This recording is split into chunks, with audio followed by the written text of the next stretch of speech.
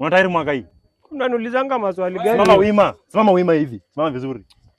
Mama hivi. Mchezo bana nini? Nani, nyorosha mguu na. Shikilia hii miti. Na mikono miwili hivi. Unataka kutairi unakaa hivi umelegea. Shikilia hii miti. Marafiki wa baba mko aje? Umepasua. Movia. Umepasua movia. Acha ujinga. Acha nani? Ona. Kama unataka kutairi unafaa upasue kwanza. Hapana. Tumpasue. Acha ujinga. Sije uchungu.